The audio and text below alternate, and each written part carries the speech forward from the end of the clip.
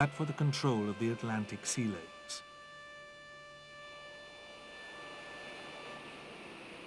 At the outbreak of war, the Admiralty takes command of all merchant shipping, and the convoy system is introduced.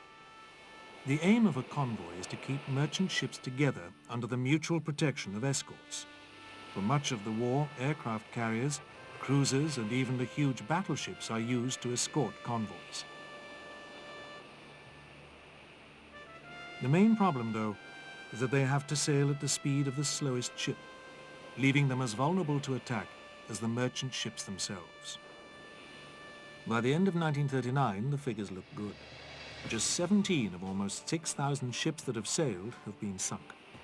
But the battle is only just beginning. The Norwegian campaign of April 1940 depletes the Royal Navy's destroyer fleet. Even worse, the fall of France gives the U-boats ports on the Bay of Biscay from which to enter the Atlantic. Now the attacks come in the Atlantic Gap. This is the center of the Atlantic, where escorts from America have left the convoy, but escorts from Britain have not yet joined. The U-boats reap a vast harvest of merchant shipping.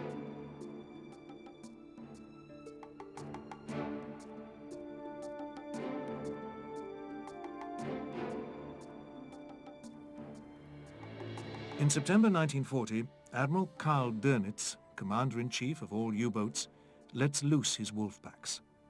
This is a concept whereby a U-boat or aircraft detects a convoy, radios the position to headquarters, who in turn assemble all other available U-boats in the path of the convoy.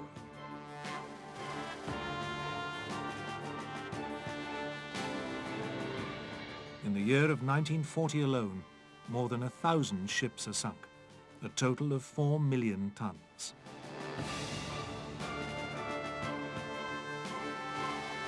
Not only is Britain losing merchant ships, the battle is also depleting the Navy's destroyers and corvettes. At this point, a valuable addition arrives from America. President Roosevelt and the US Congress agree to the loan of 50 elderly destroyers. These replace the lost ships and bridge the gap until Britain's shipyards can build more. It is, however, the breaking of the German Navy's codes that breaks the stranglehold. Finally, the Navy knows where the U-boats are and can take appropriate action.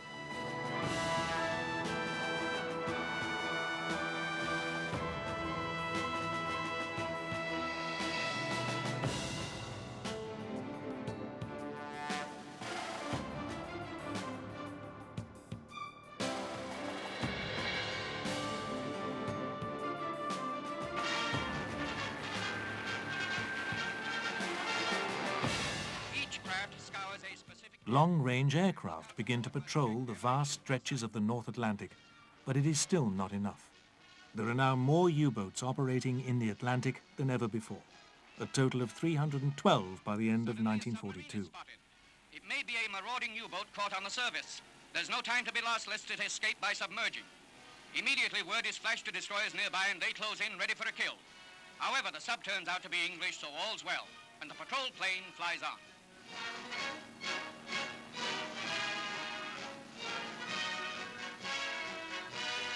Flood of weapons from factory to fighting front.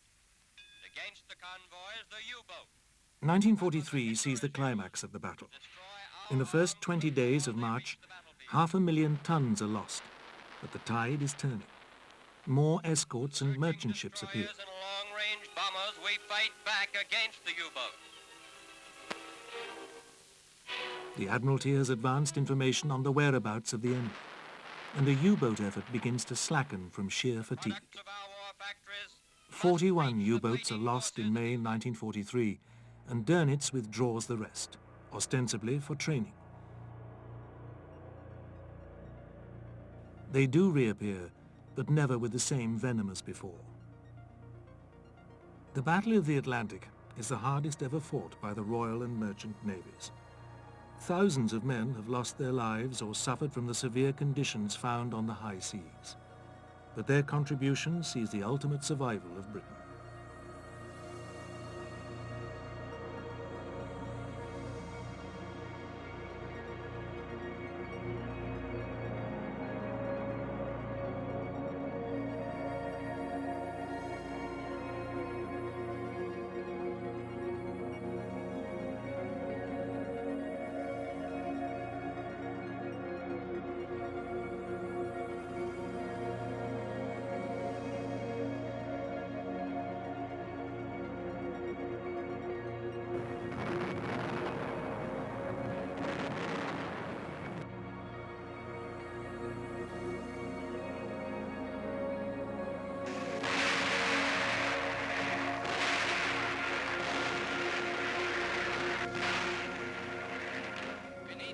In 1940, Winston Churchill calls for specially trained troops of the Hunter class who can develop a reign of terror down the enemy coast.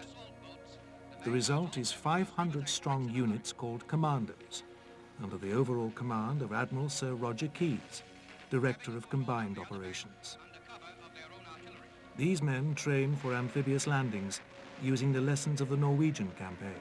Behind them, the Royal Engineers swing into action. They throw a pontoon bridge across in record time, so more troops can move up without delay. The span must be strong enough to support fast-moving mechanized forces, which form the spearhead of the main attack. The Royal Navy has had its own private army since the formation of the Admiral's Regiment in 1664. But the Royal Marines, as they became known, are committed on other projects. The formation of the commandos is the first sign of things to come.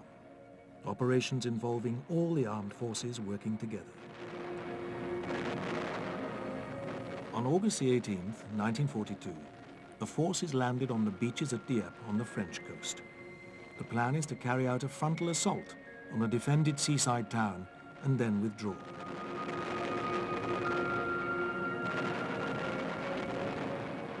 The commandos are to destroy enemy gun batteries on the flanks. Partially successful, the commandos withdraw. The main force, however, is holed up on the beach, unable to move inland.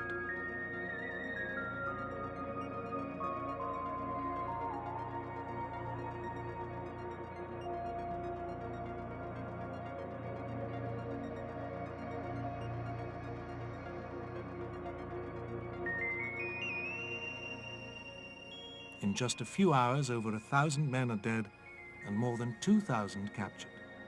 The remainder of the force withdraws.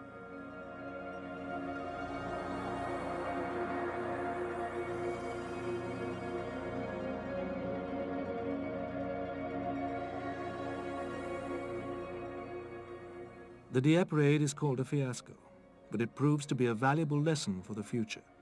For at Combined Operations Headquarters, the priority is planning for the invasion of France.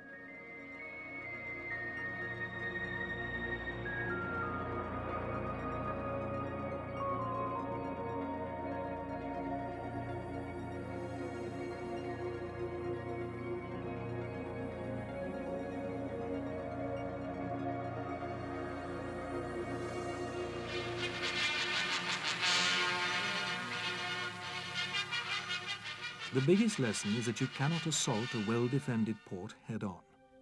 For this reason alone, Calais is not chosen for the assault. It is therefore decided to land on the Normandy coast in an area of beaches more than 60 miles long. The British and Canadian forces would land in the eastern area on 3 beaches designated Gold, Juno, and Sword. The naval operation would be called Neptune.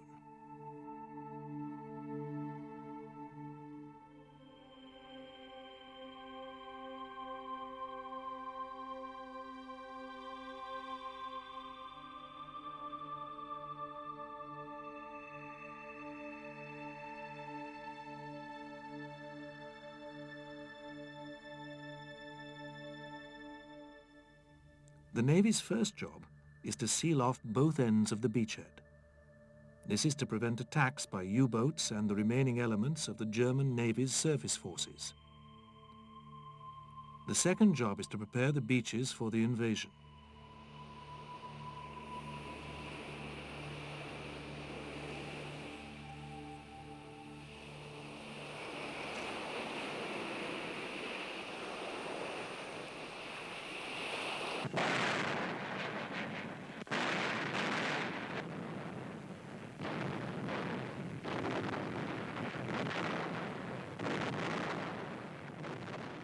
At 5:30 on the morning of the 6th of June 1944, the Royal Navy begins a thunderous bombardment. More than 1,200 ships are available for the operation, including 3 battleships, 17 cruisers, and 63 destroyers. The combined force fires thousands of tons of shells into the German defenses. Their next job for D-Day is to put ashore the thousands of men committed to the first wave assault. Canadian and British troops have less distance to go than their American counterparts to the west, and they arrive on the beaches without too many losses. Once landed, though, they meet with fierce resistance, and soon there are landing craft and tanks ablaze. But the area is not good for defense. No cliffs or other natural obstacles. Once the British tanks are ashore and the minefields are cleared, troops begin pouring off the beach. They said the whole thing was dear old Winston's idea. A collapsible By dusk, all the beaches are secure. The Royal Navy now begins towing the mulberry harbours across the channel. Mulberries are imaginative designs that have been under construction for 2 years. They consist of huge concrete caissons to act as breakwaters and floating piers with roadways. During the build-up on the beaches, some 22,000 tons of supplies are unloaded each day from the mulberries until June the 19th. Then a gale lasting for 4 days completely wrecks the American harbour and causes severe damage to the British one. Using pieces from the American harbour, the British repair theirs, and soon the unloading continues. The main action is now ashore, and the bulk of the Royal Navy can withdraw, leaving smaller warships to continue escorting convoys across the channel.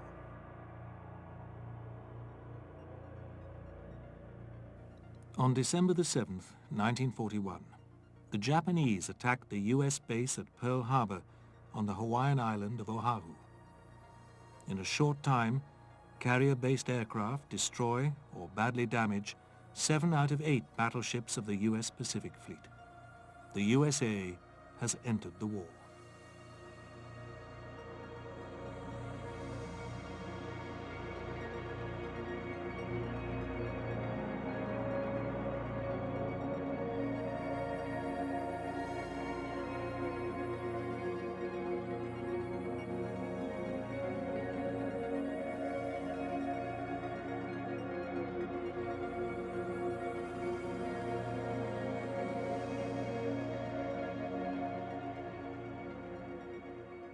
The following morning, Japanese aircraft bombed Singapore, the great British stronghold in the Far East. At the same time, the Japanese land in Malaya.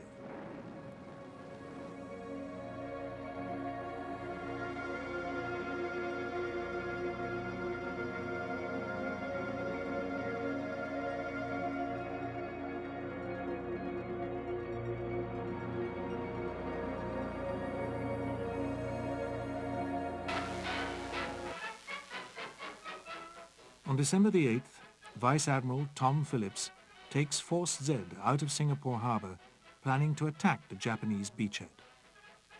Force Z consists of the battleship Prince of Wales, repaired after her fight with Bismarck, and the old battle cruiser Repulse. He has no air cover and relies on bad weather for protection. Initially spotted by a submarine, Phillips realizes his predicament when he spots 3 Japanese seaplanes in the distance. With surprise lost, he alters course to return southwards. But a strong force of Japanese bombers is on their way to attack. Around midday on the 10th of December, the ships are bombed and torpedoed. The Repulse is struck by 4 torpedoes and sinks. Prince of Wales takes hits from several bombs, and Admiral Phillips orders the crew to abandon ship. Just after 1 o'clock, she rolls over and sinks. 3,000 men, including Phillips, are lost. It is the worst British naval disaster of the war, and the first time that aircraft sink such large ships at sea.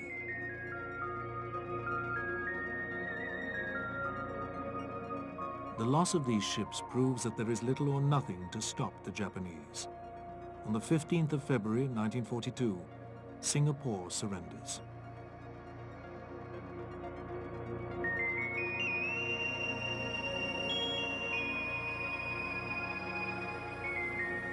This and other setbacks forced the Royal Navy to withdraw from the Eastern Indian Ocean, leaving the American carriers to turn the tide against Japan.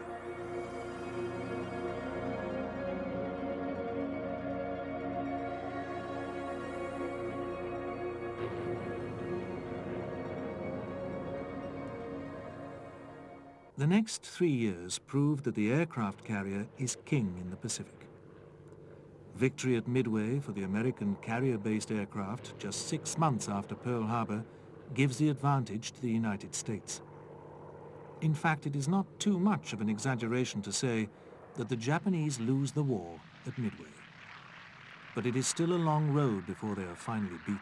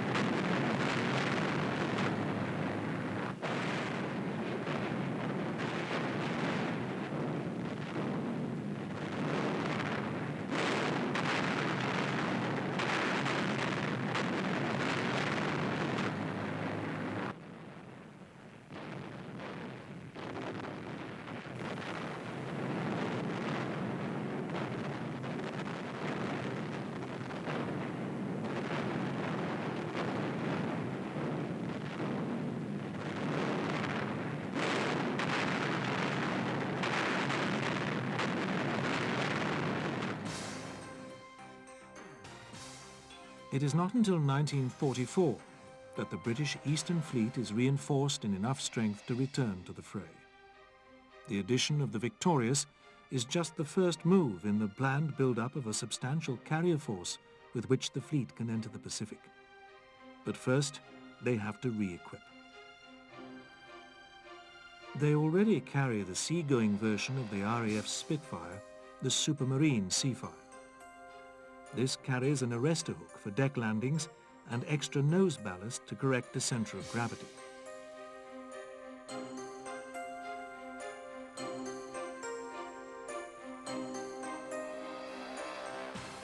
It's joined by a new aircraft, the Fairey Firefly, an aircraft designed by the manufacturers of the Swordfish. The Firefly is a single-engined naval reconnaissance and ground attack fighter which is planned to be used in operations against the Japanese mainland. However, it is increasingly used for anti-submarine duties.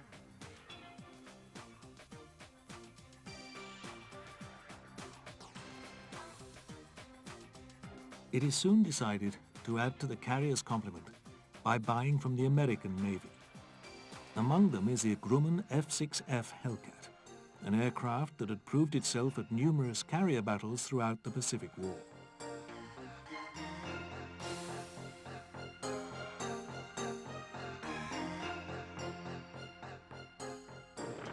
In the strike role, the Navy uses Grumman Avengers. These are big, rugged, three-seat bombers that can carry either a torpedo or up to 2,000 pounds of bombs. They're also some of the most flexible aircraft in the fleet, being used for anti-submarine patrols or even close support for ground troops. After some operations in the Indian Ocean, the British Pacific Fleet, as it's now called, sails east. In March 1945, it joins the US Fifth Fleet in operations around Okinawa. It is at this point that the British get their first taste of the kamikaze. These are Japanese suicide planes that are used to crash into Allied ships, causing great damage. 4 of the British carriers are hit, but their armored flight decks prevent the ships being put out of action. The carriers take part in the final operations of the war, when, now attached to Admiral Halsey's Third Fleet, they take part in bombing operations against the Japanese mainland. On the 14th of August 1945, after the 2 atomic bombs had been dropped on Hiroshima and Nagasaki, the Japanese surrender. In wartime, the strength of the Royal Navy reaches over 850,000 men and 3,500 ships. It takes just 2 years of peace to reduce this to 170,000 men and 600 ships.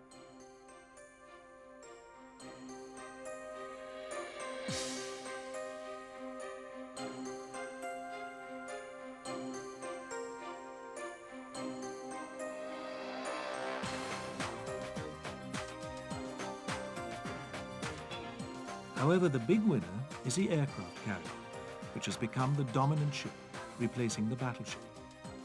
At the end of the war, there are no less than 57 carriers in the Royal Navy's service.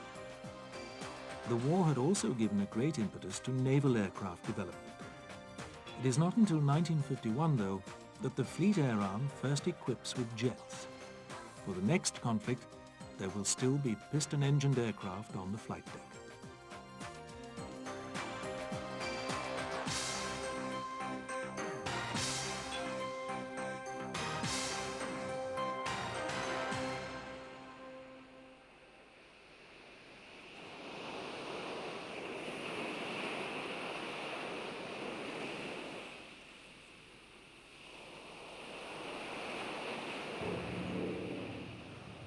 In 1950, with the onset of the Korean War, the standard fleet fighter is the Hawker Sea Fury. During the war, Sea Furies carry out hundreds of ground attack sorties against North Korean forces. And with a top speed of 460 miles per hour, it is occasionally able to hold its own against the communist MiG-15 jets.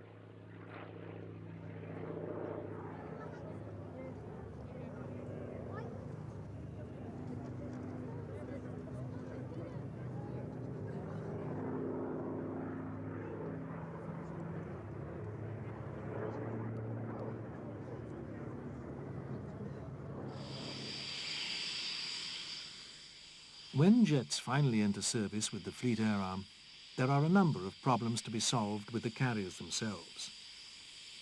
To stop a landing aircraft from potentially crashing into parked aircraft, the Navy introduces the angled flight deck, giving the pilot the opportunity to go round again after an abortive landing.